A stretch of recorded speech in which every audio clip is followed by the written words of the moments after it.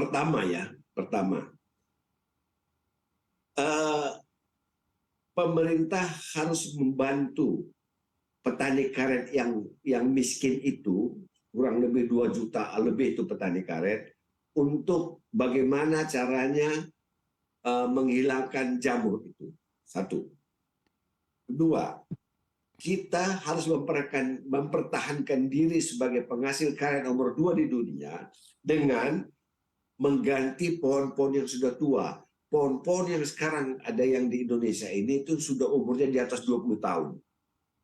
Nah, ketiga, bibit yang untuk karet kita ini, bibitnya ini dulu adalah bibit yang bukan bibit yang teknologi baru ya. Kalau bibit yang baru itu daunnya lebih lebat, karetnya lebih besar, dan 3,5 tahun dia bisa menghasilkan. Nah ini bibit kita kan bibit tua, jadi ini harus diganti dengan bibit baru, dan pohon tua itu harus ditebang diganti dengan bibit baru.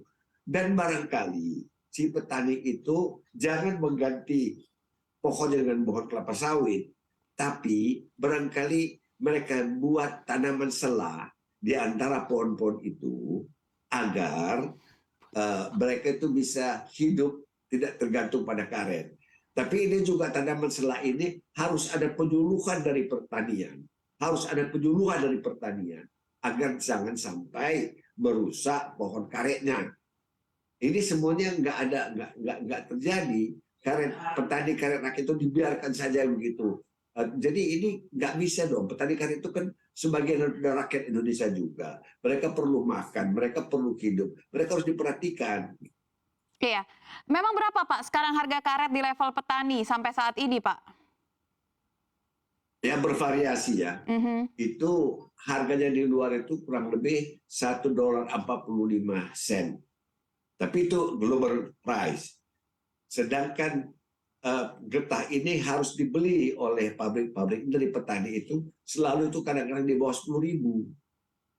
Jadi kalaulah 1,4 itu kurang lebih $15 lah katakannya, itu kan bisa dapat mereka tuh 2.000, hampir 2.000 ya. Tapi dibeli pada mereka itu rendah kali di bawah 10.000. Ini mereka nggak bisa makan. Dulu itu tahun 80-an, 1 kilo karet bisa 3 kilo beras. Sekarang 2 kilo beras, 1 kilo karet. Karena terbalik ini sekarang. Kenapa ini? Karena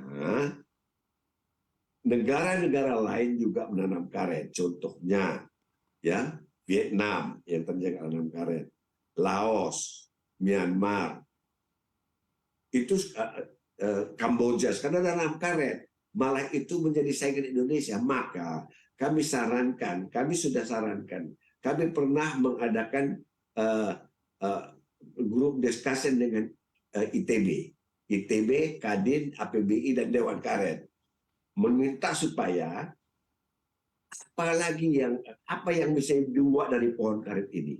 Jangan hanya tergantung bahan aja, karena bahan ini kan banyak kali yang produksi karet alam dan kita nggak bisa dibantu pada kita. Dulu memang Indonesia nomor 1, tapi sekarang kan nggak bisa lagi. Dunia ini berkembang, tanaman karet itu berkembang. Afrika misalnya bukan di bakso di India, Sri Lanka itu tanam karet semuanya. Jadi posisi kita ini sudah terpikirkan. Oleh karena itu, kami dengan ITB mengadakan FGD dengan Kadin adalah mencari alternatif karet ini sehingga kita bisa memenangkan kompetisi pada global. Oke, baik Pak Aziz. Sekarang saya juga ingin mengetahui bagaimana tanggapan Anda pribadi soal gempuran impor banyaknya karet-karet yang kita terima dari luar negeri. Seberapa besar sebenarnya hal ini mengganggu di dalam negeri, Pak? Kalau seperti sarung tangan karet itu kita nggak bikin lateks. Karena lateks itu adalah sangat mahal tuh lateks. Oleh karena itu, untuk sarung tangan karet biasanya mereka impor dari Vietnam, dari Malaysia.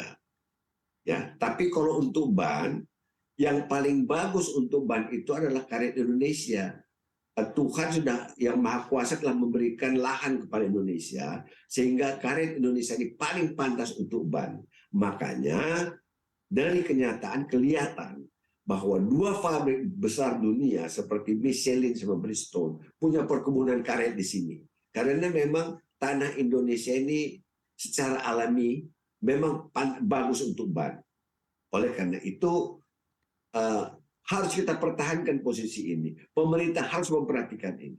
Karena kalau pemerintah nggak memperhatikan ini, maka kita ini akan ditinggalkan oleh globalisasi karena kita jalan di tempat. Baik.